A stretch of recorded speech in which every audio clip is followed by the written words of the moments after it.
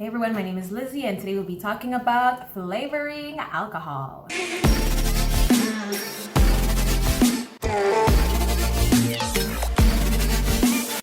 More specifically, let's talk about fruits in mashes. Just to put you in context, I've added fruits into my mashes in the past and the flavors were, for lack of a better term, subpar. I tried putting apples, so diced apples, and I put the rind or the skin of the apple inside my fermented alcohol. So it was already done. All the alcohol was made and I tasted this a couple of weeks later. It was disgusting. It tasted like brown apples. So instead, I tried to add fruits before the fermentation process because I thought that the fermentation, the yeast will also eat the rotten fruit flavoring. And this time I added banana, everything was good, the mash looked pretty, there was a lot of bubbles everywhere. And as I tasted the finished product, again, tasted like rotten fruit. So I started doing some research and I found a few ways to solve this little issue that I've had. And I've been asking around to other brewers about their experiences.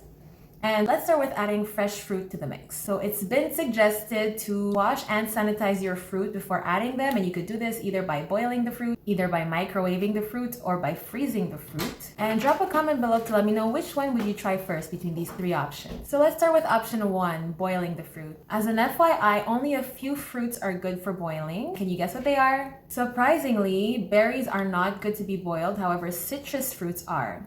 If you talk about citrus, this reminds me of lemon, and I've added lemon to one of my past batches and it completely shattered the pH. It made it too low, so I would not put citrus again or not even attempt to boil citrus before putting it into my alcohol because I would have to adjust the pH, and last time I adjusted the pH by adding baking soda and the alcohol started tasting like baking soda, so I had to throw that batch.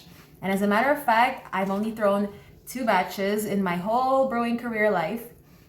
And that was one of them when the mash tasted like baking soda, and the other one was with the banana mash because of the rotten fruit flavor. So it's very rare that I do. I try to save my alcohol because it takes effort and love to make it. However, those 2 times I had to let it go.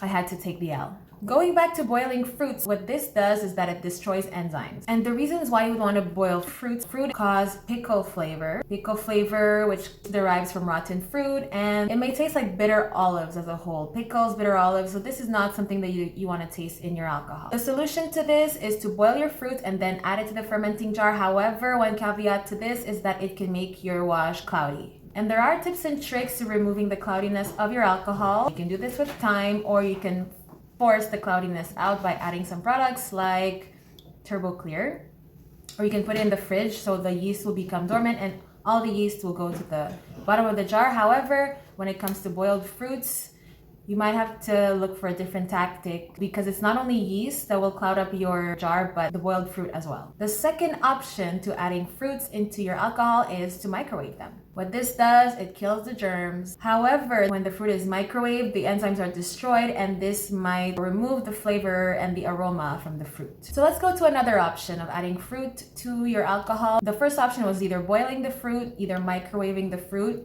And a third option would be to freeze the fruit. And what this does, it keeps your natural enzymes in the fruit. Therefore, when the enzymes are kept inside the fruit, the flavor is stronger. So freezing your fruit will give you stronger fruity flavor than microwaving or boiling. And when the fruit is frozen, the skin could crack, the cell wall burst, and this can make flavor escape from the fruit. So the fruit flavor will leave the cell wall of the fruit because it's frozen and because the cell wall has cracked. And when the fruit is cold or is in the freezer, the microbes go to sleep. Therefore, they do not compete with the yeast once they're added to the fermenting jar. Now, this fourth option is something personally that I've never heard before. Based on my research, new brewers use it and it's very technological. It's using X-rays to treat fruit. So drop a comment below if you've ever done this in the past or if you know anyone who does this because I'm pretty intrigued about this process.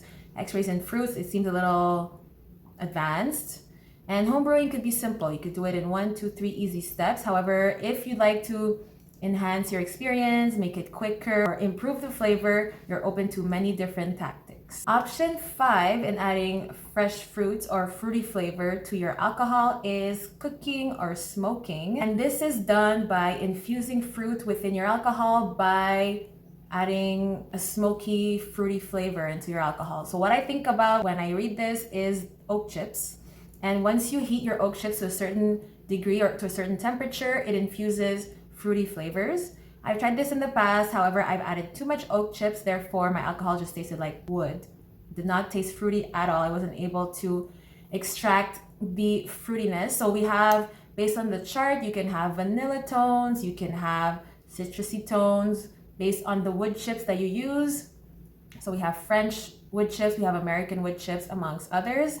And I would suggest, if you're into smoking wood chips, to take a look and see what type of wood chips would be best for your palate. Now, a sixth option to add fruit into your flavor is to puree the fruit. This, I could say that my banana was a puree. So I mashed it up pretty well. And by the time that I added it into my mash, the texture was runny. So it looked like porridge, and this is what the texture of puree is. Based on my research, this is the most efficient way to flavor your mash. So this will lead to the most flavors when you add fresh fruit to your alcohol. And once I pureed the banana, I had some pieces floating on top, other pieces floating at the bottom of the jar. Therefore, I had to extract really the middle part of the jar and discard the top and the bottom. And this is a little more challenging than my regular washes, because usually when I don't add fruits, all the yeast just goes to the bottom and I could just extract the top part with a sump pump. And now that there's a part on top, you want to make sure that you don't take any particles at the top or at the bottom into your finishing jar, because that texture is not pleasant when you drink alcohol. A seventh option is adding dried fruits. And personally, I do not think this would yield too much flavor, because dried fruits, everything is mainly inside once you bite it. It's not at the outside of the dried fruit that all the flavor is present. And I believe that the dried fruit that you add to your fermenting jar will sink to the bottom of the jar along with the yeast and will not be very effective in terms of flavoring. Now, option 8 is to add the zest or the rinds or the outer layer of the fruit into your alcohol. And I've done this when I added apple to my finished product, and it still tasted like brown apples. Therefore, I personally would not suggest this. And when it came to the banana, if you're wondering if I added the banana peel into my fermenting jar, that's disgusting. I did not. And an option would be if I washed the banana peel, would I add it? Personally, I don't think I would have, even if it would increase the banana flavor. It's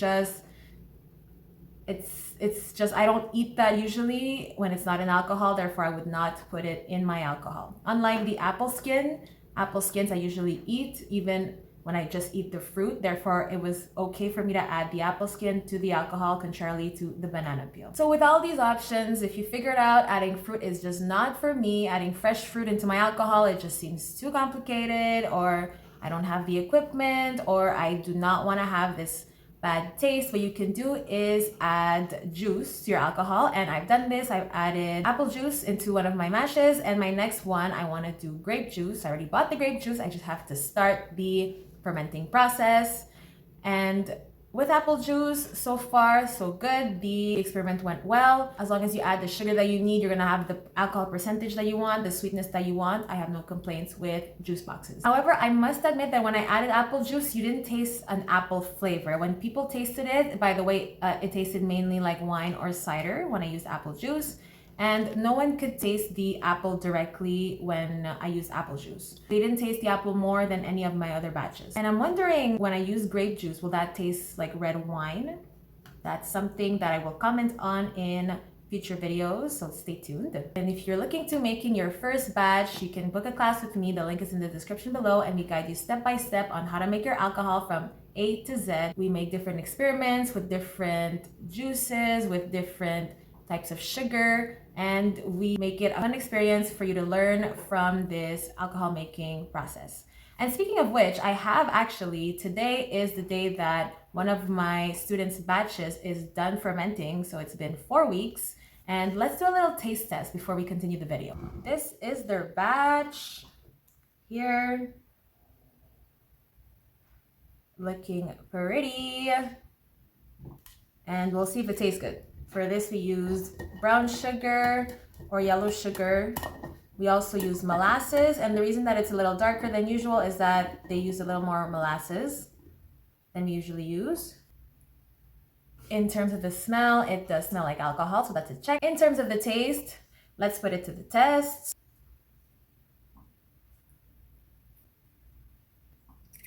That's all I'll be tasting for today.